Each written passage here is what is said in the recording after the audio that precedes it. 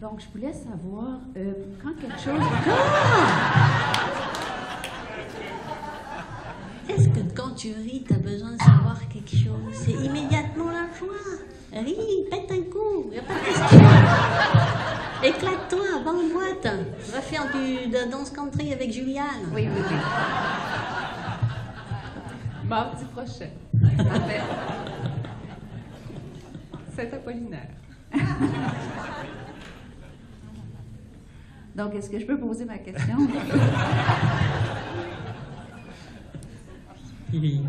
C'est au niveau relationnel, en fait, si je donne un exemple parmi tant d'autres, admettons que je rencontre quelqu'un que j'apprécie et que cette personne-là m'ignore ou s'évade à chaque fois que je lui parle. Je vis une émotion personnelle.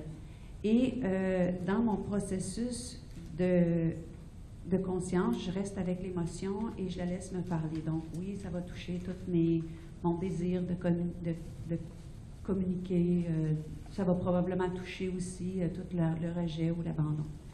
Et là, la question que j'ai, ça c'est un exemple, mais ça peut être collé sur n'importe quoi. Est-ce que quand on est dans le mouvement de conscience, c'est nécessaire de partager à l'autre, écoute, je ressens ça, puis de se montrer vulnérable en partageant qu'est-ce que ça me fait vivre, ou est-ce que, tu sais, c'est comme, j'ai un questionnement par rapport au partage, à la communication, à montrer ses vulnérabilités, à aussi offrir à l'autre ce que les choses me font vivre pour un éclaircissement, ou si je reste avec, puis je laisse juste le processus se dire seul. Je ne sais pas si ma question est claire. Oui, tout à fait. Okay. Donc, là, j'ai donné un exemple, mais ça pourrait être n'importe quoi. Là, Quel serait l'autre intérêt, enfin, j'emploie le mot intérêt pour qu'on se comprenne, de la relation? Si tu vis une relation en surface, c'est pas très le fun, comme vous dites au Québec. Pour que ça soit le fun, il y a la nécessité de la transparence. Si tu arrives à être totalement authentique, totalement vulnérable, justement, et si tu communiques à tous les plans de l'être, c'est beaucoup plus fun. Moins fun pour l'ego, peut-être. Mais pour la présence, c'est génial. Parce que sans transparence, tu ne pourras jamais accéder à la confiance en relation. Non, ce que tu dis, c'est qu'il faut que je traduise à l'autre mon vécu. Ouais. OK. Tu dis ce que tu ressens, voilà. Okay. Et c'est pareil avec les enfants, par exemple. Souvent, la plupart des gens vivent avec la carapace émotionnelle et sans s'en rendre compte, ils disent la même chose à leur enfant. L'enfant pleure et ils disent pleure pas, on y va. Il n'y a pas de relation profonde. Alors que si on parle au niveau du ressenti, tout de suite c'est conscientisé et tout de suite ça ramène à ce que t'es. Comme je disais tout à l'heure, tout est fait pour l'unité. Toutes les relations elles sont faites pour l'unité. Vous croyez que la conscience elle est limitée au féminin masculin, par exemple? Elle pourrait créer la vie sans avoir besoin d'avoir un féminin un masculin. Mais elle a créé ça sur Terre, par exemple. Le relationnel, l'homme-femme, par exemple. Je parle féminin-masculin parce que c'est plus profond que homme-femme. Ça, c'est que fait pour ramener à l'unité. Mais pour ramener à l'unité, il faut être authentique, sincère, vrai. Entièrement vrai. C'est pas trop fun de vivre dans la vie avec une espèce de façade comme ça et de paraître bien. Qu'est-ce qui cherche à paraître bien? Qu'est-ce qui cherche à défendre son image? Regardez quand vous vous levez le matin, tout ce que vous défendez sans même vous en rendre compte. Je vais devant la glace, est-ce que je parais bien aujourd'hui? Est-ce que c'est bon? Je représente bien là?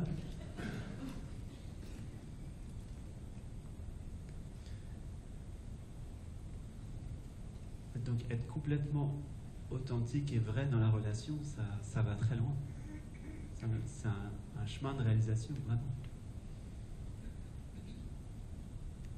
Parce que je me suis posé la question une fois que je suis en contact avec la blessure qui cherche à se dire, la nécessité de le partager à l'autre, c'est ça, c'était plus clair là, pour moi. C'est joyeux de partager ça, ce qui se vit.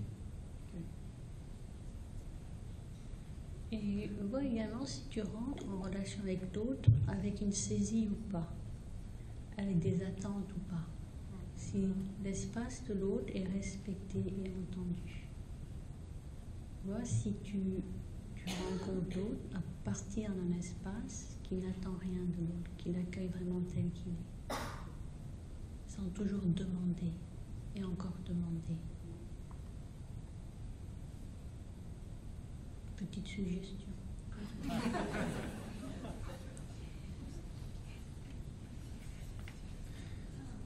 Et si tu permets, quand tu posais la question, en fait, ce qui était caché derrière la question, ça touche le mode de protection. De voir comment tu te protèges de l'autre, comment tu vois l'autre comme il y a une certaine menace, en fait, face à l'autre. Mais il n'y a jamais d'autre. Donc, la relation qui paraît extérieure est le reflet de la propre relation à soi-même. Donc, où sont les protections qui sont là, les barrières qui sont érigées pour ne pas aller toucher certaines choses?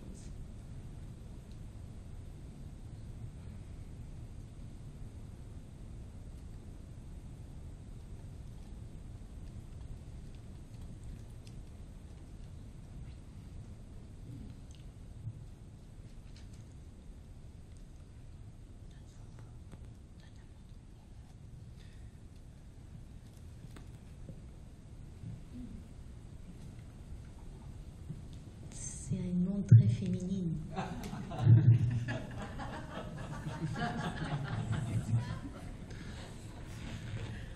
Alors, pour faire suite à la dame, qui a été blessé? Est-ce que l'être que nous sommes est blessé? Ou Non. c'est plus toute la partie de la structure égocentrique que vous parlez? En fait, c'est à la base de l'endroit où tu t'es senti séparé. À partir du moment, parce que ce que tu es véritablement ne peut pas être touché, ne peut pas être menacé d'aucune façon. Donc, il a dû y avoir une étincelle de menace, un endroit où j'ai cru que j'étais séparée de cet espace, pour croire justement que j'étais quelque chose d'individuel, d'individualisé. Donc, ces endroits où j'ai érigé des protections, des stratégies de survie, en fait, pointent les endroits où je me suis sentie séparée de cet espace, où je me crois séparée de cet espace unifié, intouché, intouchable, éternel que je suis. Mais l'humain a cette sensation en chacun. Cette sensation-là que tu parles. Mais c'est toute la beauté du jeu, en fait. C'est comme, je parlais hier, c'est comme cette chasse au trésor, en fait. On est toujours en train de chercher le trésor qui est ici, là. Donc, c'est juste des grosses flèches qui pointent. Regarde, à cet endroit, tu crois que tu peux être touché, tu peux être menacé d'une quelconque façon. Donc, voir à quel endroit je crois que je peux être menacée, de quelle façon je peux sentir que je peux être menacée jusqu'à la mort de l'individualité, de la personnalité, de la personnalisation. Parce que c'est la plus grande peur de ce qui se croit séparé, unique, et tout ce besoin d'être unique et de faire valoir toutes les particularités, en fait, de cette fenêtre d'expérience, de cette saveur, de cette couleur. Merci. C'est vraiment les deux illusions fondamentales, c'est le sentiment de séparation, première illusion fondamentale. Deuxième illusion qui en découle logiquement, c'est je manque d'amour, du coup. Quasiment tout le monde qui vient me voir, enfin, même quasiment tout le monde, en fait, a le sentiment du manque d'amour.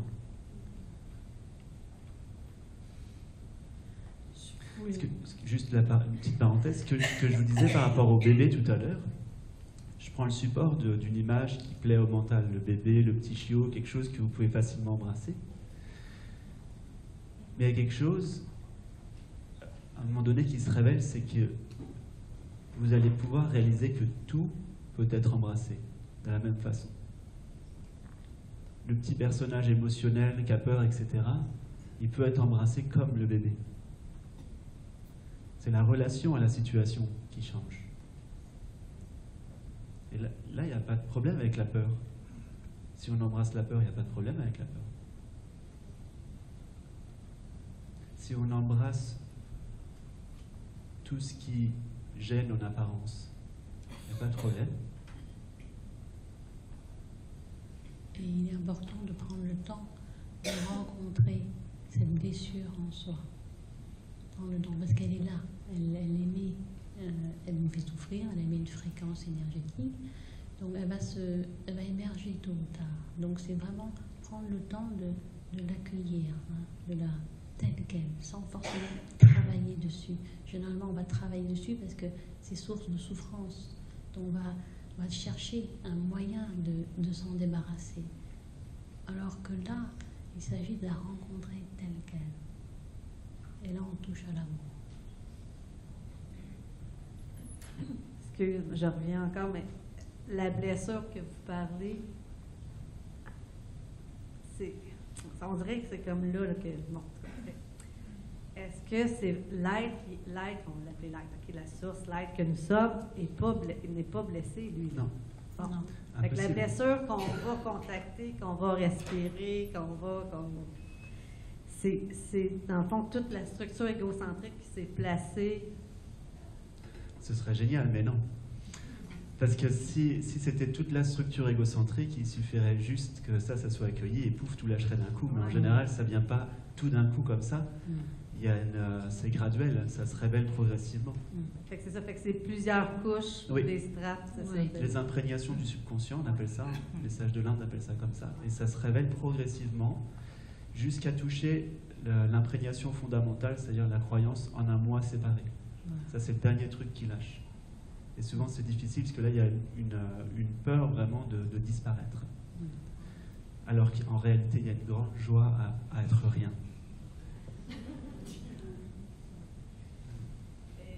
Et vous, est-ce que vous avez fait ce processus-là d'aller strate par strate, ou des fois ça peut être...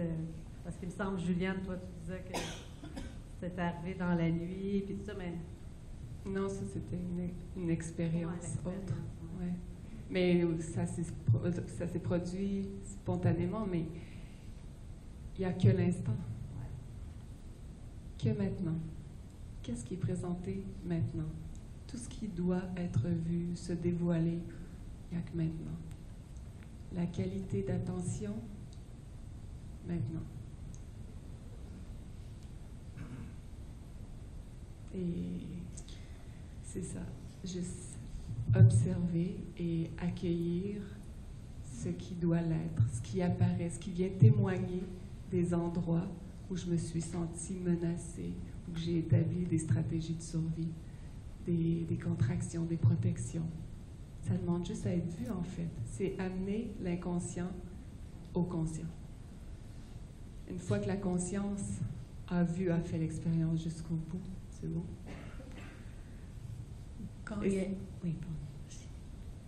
Et c'est toujours pas dans un but de faire disparaître quoi que ce soit, parce que c'est pas tant de nettoyer tout le linge sale, en fait. C'est de se rendre compte que je suis pas ce linge sale. Parce que tout ce linge sale, il pointe en fait l'endroit qui regarde le linge sale, qui a jamais été touché par ce linge sale. L'endroit où il y a cet amour, cet espace qui accueille de soi-même, qui perçoit ça et qui peut laisser être, et qui voit ce qui est conscient d'être.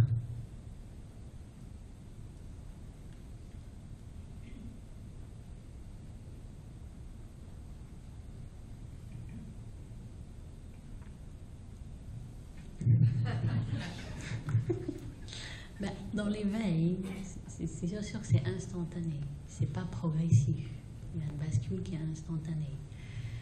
Mais parfois, on dit parfois il y a des premiers éveils, parce qu'il y a l'éveil et la réalisation, c'est pas tout à fait la même chose. Et souvent après l'éveil, ça libère beaucoup d'énergie, parce que comme l'ego c'est une énergie de contraction, tout d'un coup il y a une grosse détente qui se fait, il y a de l'espace qui se fait. Mais il peut rester quelques voiles, quelques résidus, etc. C'est pour ça qu'on dit parfois, après l'éveil, la grosse lessive. Donc il peut y avoir, comme disait Pierre, au niveau de l'inconscient, des choses qui vont remonter, donc qui vont être accueillies telles quelles et reconnues et libérées telles quelles. On ne va pas les éliminer, ça se lève, elles sont accueillies, reconnues comme étant sans essence, ce n'est pas nous. Mais il y a quelque chose qui en apparence, se libère par strate. Voilà, en apparence. Et après, comme dit Juliane, rien ne s'est jamais produit.